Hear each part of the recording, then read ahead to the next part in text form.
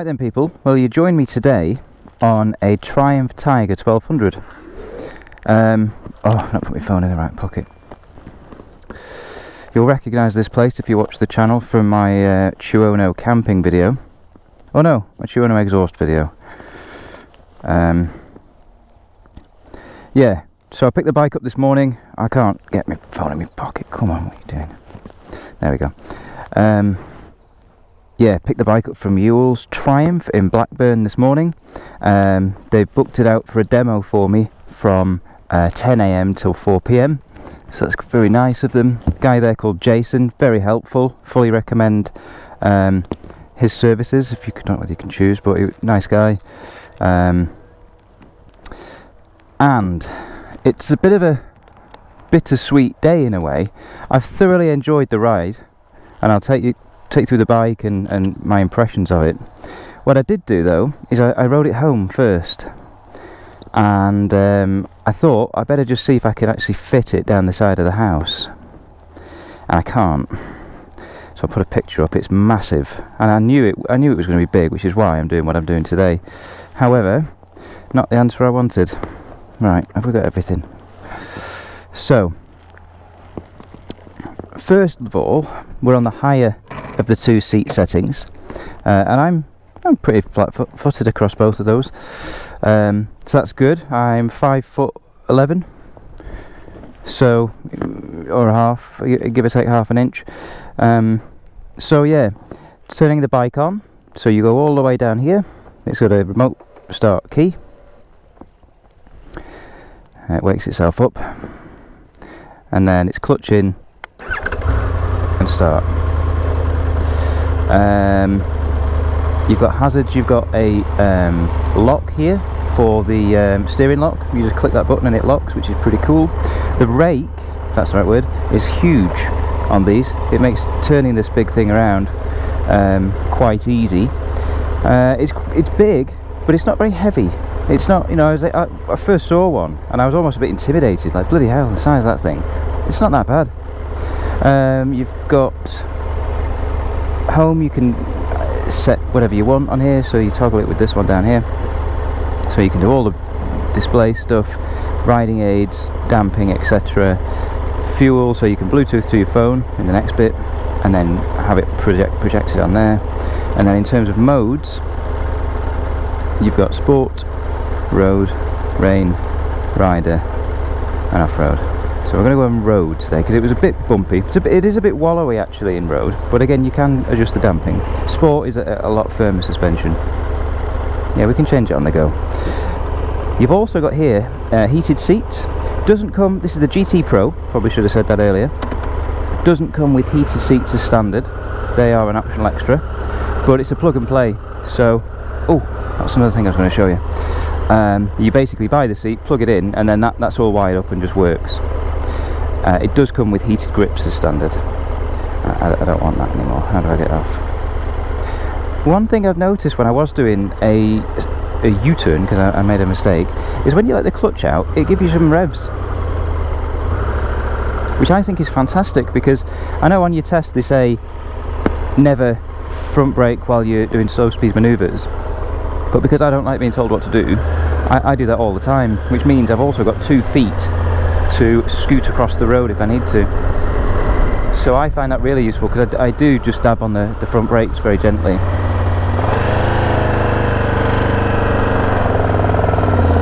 Quiet bikes, aren't they? You can't hear what's happening.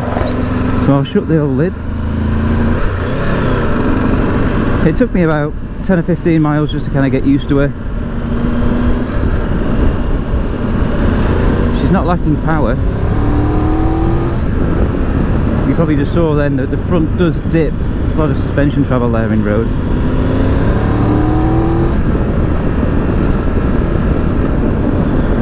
But a great bike. I'm so gutted that I'm going to have to either buy next door and knock through and build a car park, because I am running out of space, or I don't know, ask for my brother or friend or someone to hold the bike for me if I buy one.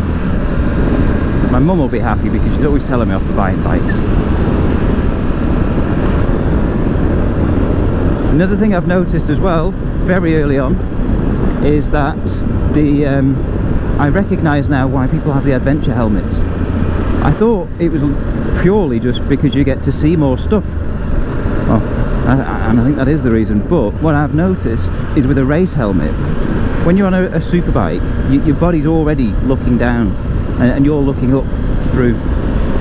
Here, it's the other way around, so I'm sat kind of looking up, and this big chin guard at the bottom of the helmet is completely in the way of the display. I'm having to sort of naturally tilt my head down to see stuff.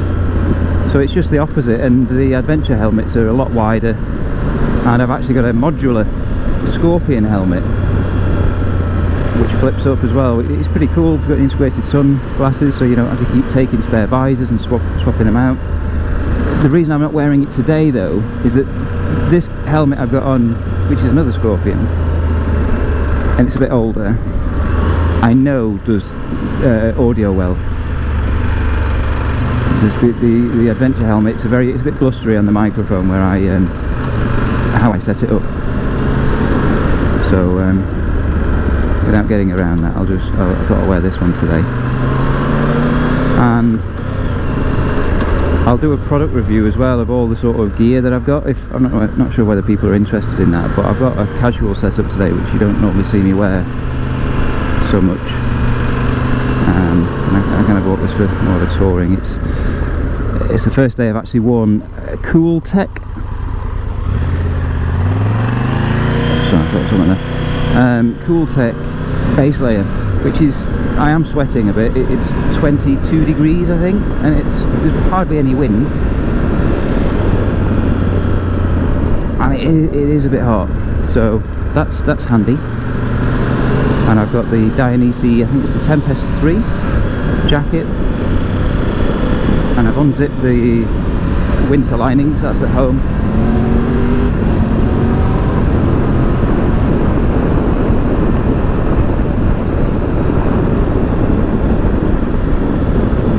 And I've just got some casual jeans on, Kevlar jeans should I say. So the guy at Triumph, the service was fantastic for mules. He basically said it's £20 for the insurance for the day. I think there's a £250 insurance excess, which is reasonable. And he said just do what you want to do and just be back for 4. And if you can fill it, it's full now. Refill the tank when you come back. And enjoy yourself. He gave me a full walkthrough of all the different rider settings, and he made sure all the rider aids were dialed on, traction control and stuff like that.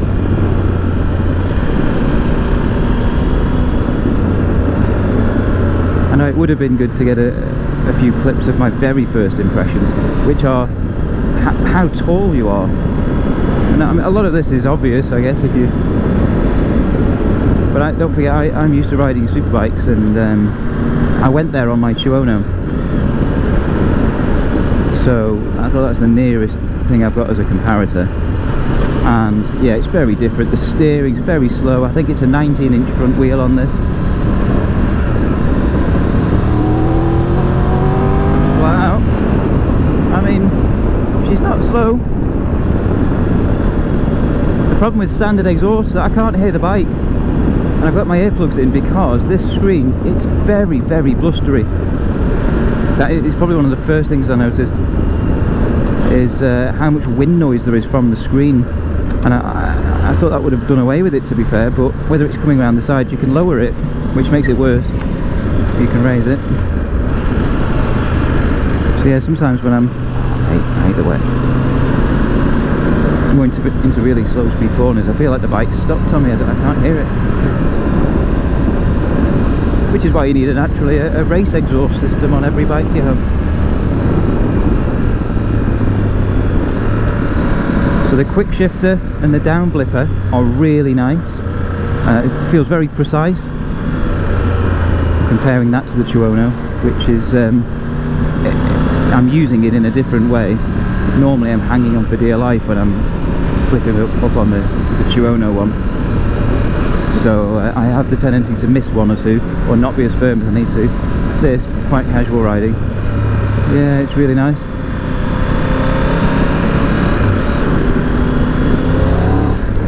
Oh, it's quite a fun bike. The reason I wanted this one and not the 900 Tiger, which actually has a very slightly shorter handlebar. I think it's about 50mm shorter in total with the handguards and everything, but that picture I put up again, maybe, it's massively oversized. It wasn't even anywhere near. And I thought I might have got away with it because I had a KTM 690 SMC, which is a big supermoto. Well, it's a medium supermoto, but the bars on that were huge. But that fit through. The back brake is really reassuring on this. I'm using it quite a lot, more than I would normally.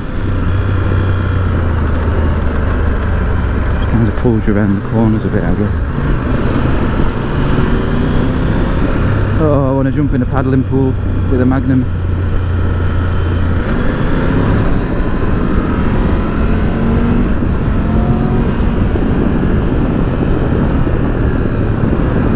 Such a shame. I really want one.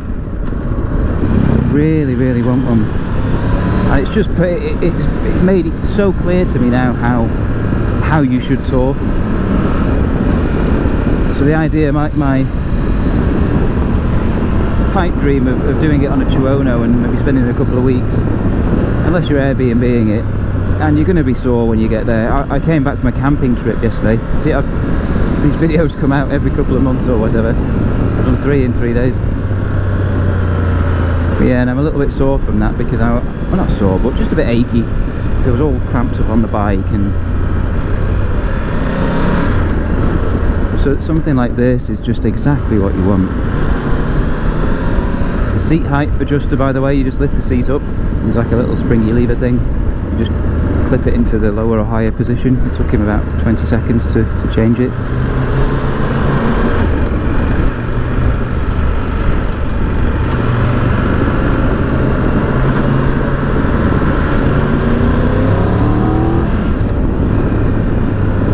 It's just a big thumper, isn't it?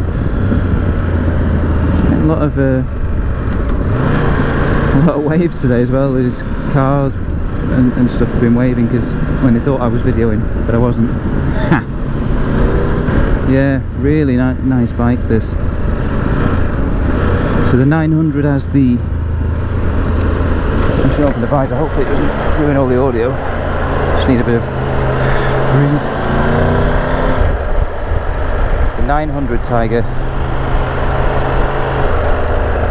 GT Pro is the top of the line. Let's just say it again. For the 1200, the GT Pro isn't the top of the line. I think it's the GT Explorer, which, as it happens, comes with a heated seat as standard. The 900 looks like a nice bike. I don't think for the longer journeys it would be as suitable, and it's a chain drive as well. So this being shaft drive, you know, if you are going to saddle up and do 3,000 miles in a few months, you don't have to go and degrease your chain, and which can be a bit of a faff. It's so comfortable. Say that. To be fair, this is the road to test it on.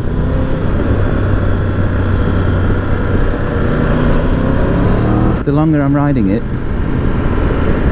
and the more dehydrated I'm getting, the more hallucinations I'm having, the more I want it. I wouldn't go red though. If you do watch the channel, you probably work out that is by far my favourite colour, followed by light red, followed by dark red. But I wouldn't go for red on this one. I think the white looks pretty good. I keep getting told off by people on the channel as well for riding with one hand. What we'll do, here is the modes. Try sport. Oh, apparently I'm in it. Oh well.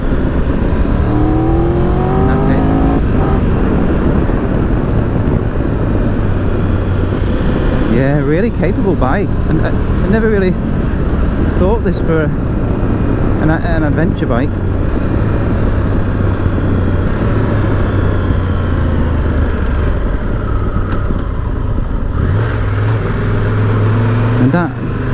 extra revs when you let the clutch out. That is really such a good idea. I'm assuming it's meant to do that, it's not a fault.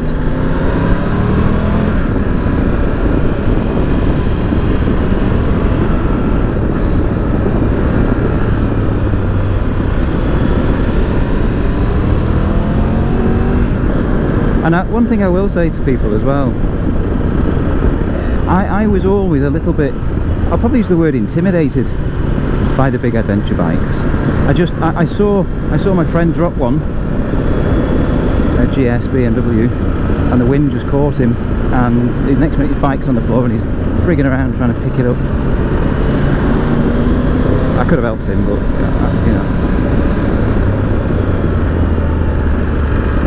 And I just thought, you know, and if you get your footing wrong, if you're a bit shorter, then, and once they go, you'll never catch it. And you know, when I saw them in the showroom, I've seen many, you know, the GS I think is bigger than this. They just look huge. It's like a car. But I can look at a 230 brake horsepower Panigale and actually has quite the opposite effect of intimidating me. But anyway, it's nothing like I expected. It handles like a really capable, lightweight, you know, we've not got a wife on the back and 3 sets of luggage, but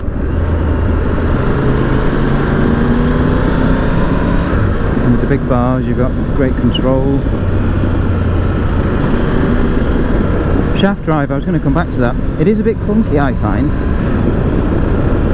Not normal riding, but if you're just hovering at 30 behind somebody, might edit that out. I've had some Sunday drivers today. Yes, with a 50-mile-an-hour road, when they're doing 30 and you're just hovering between 30, 29, 30, just trying to, and you can just think, and it just jerks a bit. But anyway. Oh, and I've just got a fly in the helmet. That's going to entertain me a bit.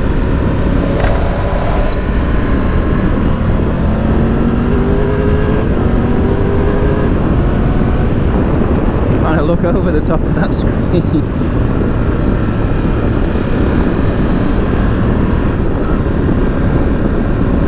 Yeah, fantastic. And I bet this has got such a fantastic soundtrack with a nice exhaust on it. And I don't know where the catalytic converter is. I think you'd get away with just putting a slip-on on and not having to go through the ball ache of remapping it and stuff.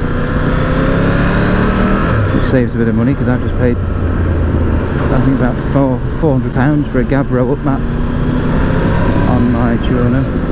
Quite expensive to do that, really. The garage there. British Roads, they're investing well with the old vehicle excise duty. They said exercise then. Ooh. Christ.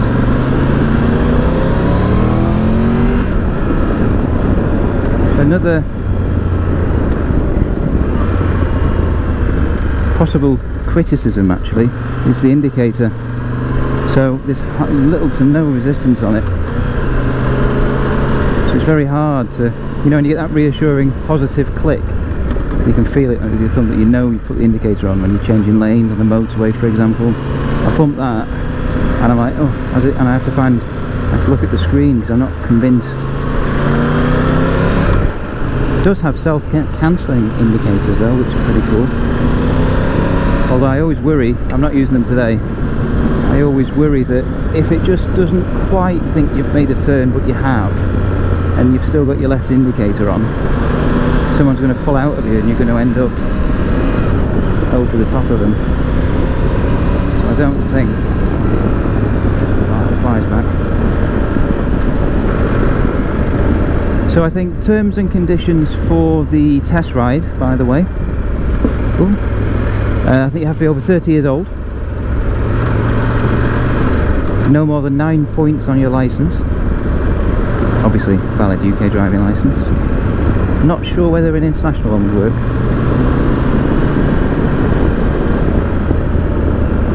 and then it gives you the normal T's of C's if you can't rent it out. You get 100 miles for the day, 15p a mile post that. 10 till 4 for a full day. They do half day slots at the weekend, so I chose a Tuesday. And if you don't bring the bike back on time, it's, I forget the charge, the daily charge.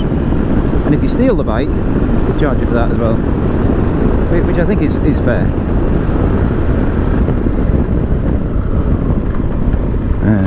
Chipping. Oh, and I put yeah, if you really squeeze the brake, it puts parking hold on, apparently.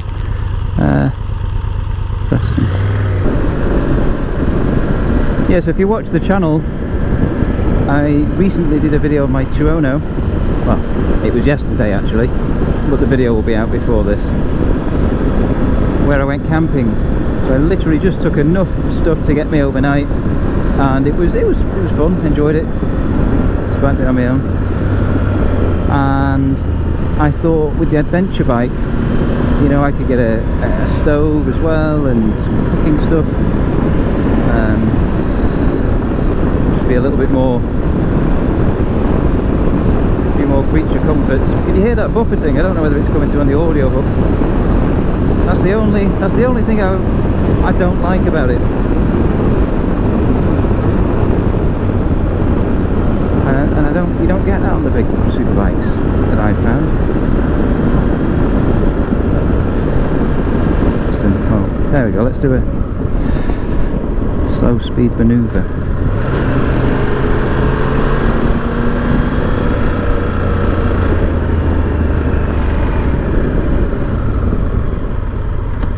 So look at the rake on that, and then you just let that brake out, that clutch. That's really handy. Should have got in the off-road setting for that.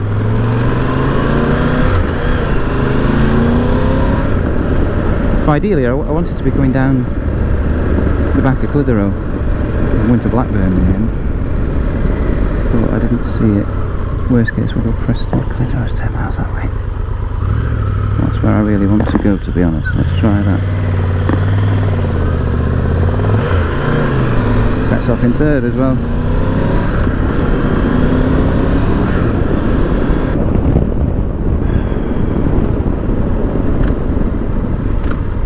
Alright, I'm getting a bit annoyed now.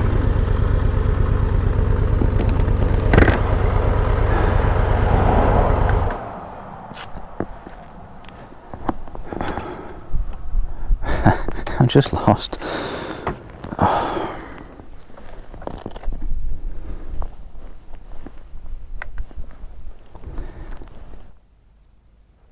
Directions, please. Start. I'm not in Blackburn. No, restart. Right, so I need to take a left there.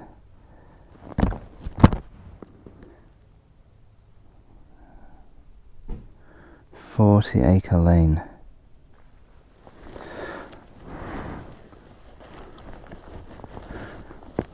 What I am going to do, and I don't advise against about it, is take my gloves off.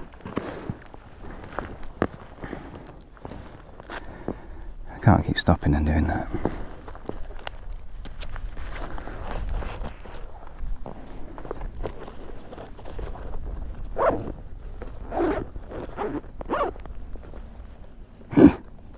Excuse me. Does look good though, doesn't it?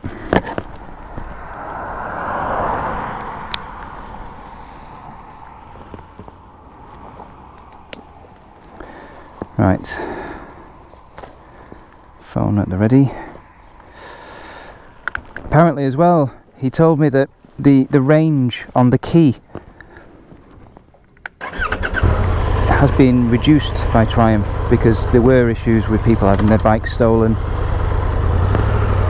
You know, if you're in a cafe or something, or it's just parked outside. See, look at the travel there. That's great. Or if you know you've left them in your I don't know, living room, which is next to your garage, and your garage gets broken into.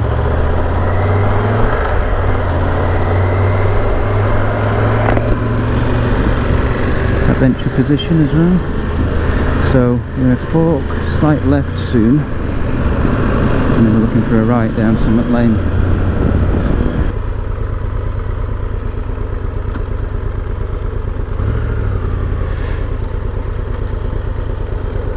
Use that.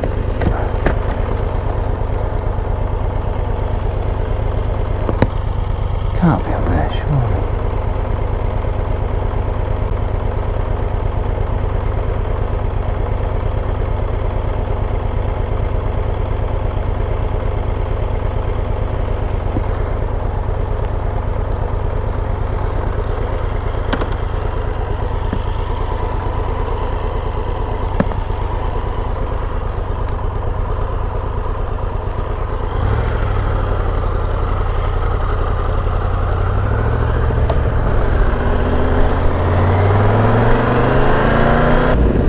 I guess, to be honest, getting a bit lost is in the spirit of adventure riding, isn't it? Keep stopping, having a look at the map and figuring out where to go next. Yeah, it's been a little adventure. One thing I will say about Ewells as well is that when I walked in, it was a really good looking showroom. They had all sorts of different bikes. There were KTMs in there were Ducatis, they had Suzukis, and such a nice range of Triumphs as well. I didn't realise how much I liked the brand until very recently. You know, they've got Triumph, I think it's the Thruxton, the Scrambler's there, the Bobber, got a soft spot for that. Is it the Daytona? They got the one that looks a bit old school, the retro one. Yeah, it's a really nice brand actually. And they seem to do really well with the gear. All the Triumph leathers and the touring outfits, they look pretty cool.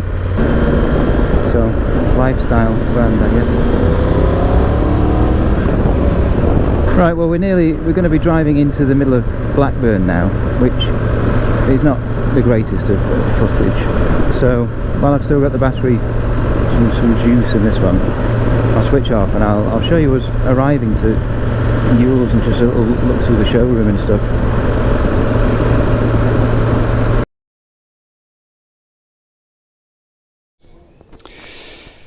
Hi people, well I've got a minute. I thought I'd just finish off that Triumph video.